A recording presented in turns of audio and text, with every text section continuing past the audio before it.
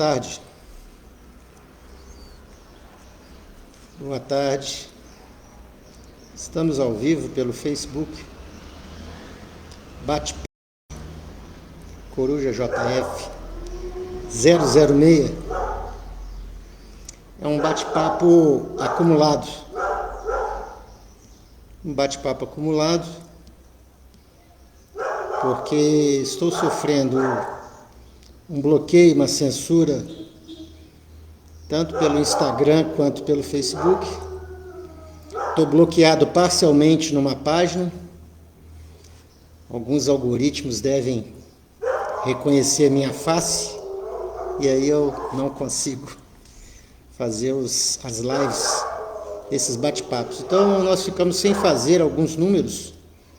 Hoje nós deveríamos estar com bate-papo aqui, já número 10, número 11, nós estamos no bate-papo 006, acumulado. E o bate-papo dessa semana inteira que acumulou foi até bom, né? Tem uma hora que a gente concentra todas as nossas energias e foco para uma determinada questão ou para determinadas questões que estão notoriamente ligadas. O destino do mundo hoje está nas mãos de autoridades que não mais representam a vontade popular. Aquilo que está escrito nas constituições e nas leis, em muito não está sendo cumprido, principalmente nos países latino-americanos. Principalmente no Brasil, que nós podemos dar o nosso testemunho, né? Desde 1981 que eu estudo Direito, participei das discussões, ainda como aluno e bacharel, naquela época, antes de 1988, para a instalação da Assembleia Nacional Constituinte e a promulgação da Constituição em 1988. Então, a vontade popular hoje ela não é obedecida pelas autoridades, como se as autoridades elas estivessem investidas num poder muito maior do que a vontade popular. E não é a vontade popular de agora, é uma vontade popular do passado e que se estende, porque nós não tivemos mudança na Constituição Federal que ensejasse esse tipo de anomalia jurídica que nós estamos vivendo, inclusive com invasão do Poder Judiciário, uma invasão direta no Poder Executivo. Poder Judiciário, em alto grau, invadindo a esfera do Poder Executivo. Às vezes tenta invadir a esfera e consegue furar a esfera do Poder Legislativo. Então, nós temos muita dificuldade de compreender o porquê é difícil o Poder Executivo nas mãos do presidente eleito. Como é que o Poder Executivo pode trabalhar com essa gente contrária ao que o povo quer? O povo votou nos deputados para formarem uma Assembleia Nacional Constituinte que resultou numa Constituição Federal e que foi promulgada no dia 5 de outubro de 1988. Ponto 1. Só fazendo um breve histórico antes de entrar no assunto. Ponto 2. O povo votou no presidente, achando que votando no presidente todos os problemas acabaram. Não. Ele simplesmente fechou o cofre. E quando você desagrada parasitas, eles vêm com mais sede ao pote. Então a pandemia foi uma forma de haver a locupletação dos estados que são autônomos e que pegaram para si, por causa do Supremo Tribunal Federal, inclusive a soberania, que é diferente. Numa federação, os estados são autônomos. até um certo limite, o limite da soberania. Então a soberania nacional ficou também nas mãos de prefeitos e deputados que fizeram o que quiseram, inclusive indo contra a Constituição Federal. Em muitos pontos eu não vou detalhar, as pessoas já devem ter assistido muitas coisas para saber do que eu estou falando. Então essa invasão do poder judiciário em alto nível, em alto grau, em alto patamar, se colocando como autoridade superior ao povo, inclusive à vontade do povo, porque o povo, na sua extensa maioria, é conservador. O povo é conservador.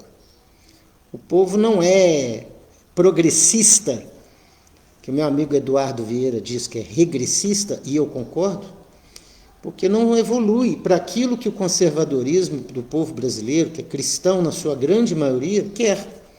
Daí essa revolta. Ele quer que o presidente faça. O Congresso e o STF não quer. A mídia não quer por quê? Porque ele travou o cofre. O cofre não está mais aberto para porcaria. O cofre está aberto para prioridades. Então, é esse que é um dos grandes problemas. Então, quando a gente percebe que as pessoas não entendem a natureza humana, as pessoas também não entendem o que é política. Política, a primeira lição que eu aprendi na vida é primeiro você aprender como funciona a natureza humana. Depois você aprende o que é política. Porque a política é apenas resultado das ações humanas daqueles que atingiram o poder, alcançaram o poder.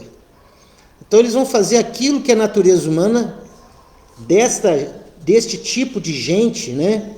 Gente do umbral, gente que é do mal, quer. Eles querem continuar naquele moto contínuo, né? E quando você corta o parasita, né? Você corta a forma do parasita parasitar um cofre, aparece o quê? Aparece uma forma do cofre estar disponível. O cofre ficou disponível novamente porque foi passado para os estados os valores que precisavam para conter uma pandemia que o Supremo Tribunal Federal deu autonomia maior, tirando a soberania, né?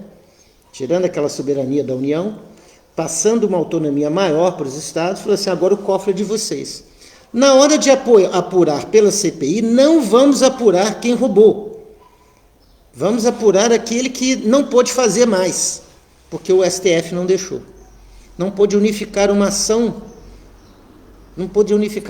de saúde nacionalmente. Teve que deixar cada um fazer o que quisesse. E aí, daí, nós tivemos corrupção, sim, promovida pelos estados e municípios. Então, isso daí é um retrato do Brasil de hoje. Você ultrapassa todos os limites, você como ministro do STF, você ultrapassa todos os limites, cada um com uma função diferente do outro, cada um fazendo alguma coisa, e o resultado é o seguinte, ninguém quer esses ministros do STF. A maioria não quer, vamos colocar ninguém não, a maioria não quer, uma extensa maioria não quer. Se fizer uma pesquisa, ninguém quer esses ministros do STF. Um está promovendo inquéritos ilegais, o outro dá apoio a isso, um outro faz vídeos contra o voto impresso, contagem pública, que alguns insistem em dizer auditável será sempre se for impresso. O interessante é que haja uma contagem pública por mesários fiscalizados naquele momento que acaba o momento do voto, né, que é às 17 horas, em alguns lugares, pelo horário de Brasília, 18 horas, verificamos aqueles 200, 400 votos daquela sessão e falamos, deu tanto. Boletim de urna manuscrito, contagem pública dos votos, manda o boletim de urna daquilo que foi impresso, daquilo que foi eletronicamente registrado para fazer a comparação. Aí vai ter a auditagem, olha, vamos fazer a auditagem aqui, bateu sim, os fiscais conferiram, o eletrônico não vai poder mais ser manipulado, porque se o eletrônico for manipulado, o voto impresso vai dizer a vontade do eleitor naquele momento do voto exato. E por que ser contra isso? Se nós pegarmos os exemplos da Bolívia, da Venezuela, talvez de Cuba e dos Estados Unidos principalmente, nós sabemos que quem patrocina e quem fomenta esse tipo de urna eletrônica, quem quer esse tipo de urna eletrônica exclusiva, sem nada de analógico, nada de impresso, são pessoas que se interessam por não dar transparência. Se vai haver fraude ou não é uma questão de apurar. Se você não imprime, se você não consegue imprimir, você não apura. Nem você, cidadão, nem você, técnico de informática, vai conseguir apurar, porque no momento do voto não se pode impedir que o voto seja transmitido, e da forma como será transmitido, da forma como será recepcionado, da forma como será registrado. Então, quando você imprime, você tem foi apertado esse número e esse número que está ali naquele impresso. Por que a LDO, a Lei de Diretrizes Orçamentárias, ela é importante para o Brasil? É o papo dessa Semana Nacional. Por que ela é importante? Porque ela é o que dá condições do governo agir, com verba, com dinheiro. O dinheiro está no cofre, vai sair para o quê? Para quê? Para qual setor? Quanto para cada setor? Vamos dividir o orçamento, cada área com seus orçamentos. Aí tem que aprovar, porque se não aprovar, o país para. Aí o que a oposição, que tem essa natureza humana que eu estava dizendo, faz? Fala assim, vamos fazer o seguinte, vamos colocar no bojo da LDO o fundo para aumentar para quase 6 bilhões, foi para 5,8 bilhões, aqueles 2 bilhões viram 5,8 bilhões, no momento crítico que nós estamos vivendo, né? Vamos fazer o seguinte, vamos aumentar 3,8 bilhões que dá, coloca no bojo da LDO, é obrigado a votar na LDO. Por que é obrigado a votar na LDO? É obrigado a votar na LDO, porque senão o país para. Ao mesmo tempo, se você não vota a LDO, você não consegue votar mais nada, porque chama-se trava-pauta absoluta. Não pode votar mais nada. Tem que votar a LDO, porque senão você não consegue votar mais nada. Travou a pauta. Então você não pode fazer a votação do voto impresso. Você não pode fazer uma votação lá no Congresso Nacional, em 2 turnos numa casa, 2 turnos, porque é uma PEC, tem que passar em 2 turnos em cada casa, na Câmara Baixa e na Câmara Alta, na Casa Baixa e na Casa Alta, na Câmara dos Deputados e no Senado, você não consegue passar, você não vai conseguir fazer votação nisso. Então, se por acaso fossem contra a votação da LDO, iam dizer assim, preste atenção, eles são contra que o país vá para frente porque barraram a LDO. Esse é o discurso já preparado. E eles estão travando as votações, porque eles não votaram a LDO. 2 acusações que estavam prontas. Agora, como foram obrigados a votar na LDO, está vendo quem é a favor do fundo eleitoral? Esses que são da base do governo. Eles são a favor do... Mas não falam que houve uma tentativa de separar e destacar para votar nominalmente isso. E não querem que vote nominal para não saber quem votaria contra e quem votaria a favor do fundo eleitoral. Então a manobra é essa. Você tem que analisar, não pegar informação e falar assim, pô, que coisa horrorosa, e começar a xingar, sem saber como é que funciona a natureza humana e o processo legislativo. O processo legislativo funciona dessa forma. Se você não vota na LDO, separa o país e trava a pauta, não vota nem o voto impresso. E precisamos fazer a votação do voto impresso 1 ano antes da eleição, senão não é aplicado para 2022, e nós estamos esgotando o prazo. O prazo se esgota em setembro. Em setembro, se não tiver tudo aprovado com a promulgação pelo Congresso, porque PEC não é sancionada pelo presidente, é promulgada pelo Congresso, não vai ter voto com contagem pública ano que vem. Simplesmente isso. Então, qual que é a tática? LDO aprovada no bojo, o fundo eleitoral. Não conseguiram fazer o destaque, não vota nominal quem é contra ou a favor daquilo. Passa a impressão que a base do governo é favorável ao fundo eleitoral sem ser. Que queriam era fazer exatamente essa manobra. Só que a manobra, ela é revelada quando eu ou outros falam a respeito disso. Agora, o que vai acontecer? Nós vamos ter a chance do Bolsonaro, o presidente Bolsonaro, vetar esse fundo eleitoral. E o que vai acontecer? Vai ter que voltar para ver se derruba o veto. Para derrubar o veto, tem que ter muito mais deputados, tem que ter muito mais parlamentares para derrubar. Tem que ser no voto nominal. Aí nós temos que lutar agora para que seja no voto nominal. Por que nós temos que derrubar, não deixar que derrube o veto? Nós temos que fazer isso pelo voto nominal. Por que nós temos que fazer com que essa derrubada de veto seja nominal? Para que não se derrube, porque ninguém vai ter coragem de colocar o seu nome lá e dizer, eu sou a favor do fundão, então eu não vou derrubar o veto. E aquele que derrubar o veto vai ser... Se derrubar o veto é porque ele é a favor do fundo eleitoral. Essa é a nova batalha que nós temos que enfrentar. Repetindo, quem for derrubar o veto é a favor do fundo eleitoral. Quem mantiver o veto é contra o fundo eleitoral, simplesmente isso. A nossa batalha agora é esta. É essa que é a nossa próxima etapa. Nesses 15 minutos de conversa aqui, eu gostaria de encerrar dizendo o seguinte. Nós estamos agora vendo o mundo mudar. Até 2024, 2025, 2026, 2030, o mundo vai entrar em grandes transformações. A população não está aceitando mais do que as autoridades que estão no poder, que se elegem com poder econômico, que ditam as normas globais. A população não está querendo mais saber disso. Não quer mais concentradores do poder, fazendo com que as leis sejam editadas contra a vontade popular. Que as decisões judiciais sejam contra a vontade popular. Vai haver uma grande transformação. A população não está aceitando mais isso. É essa que é o meu grande interesse nesse bate-papo aqui. 2022 é uma fase, 2024, 2026, 2028, 2030. E por que eu falo 2030?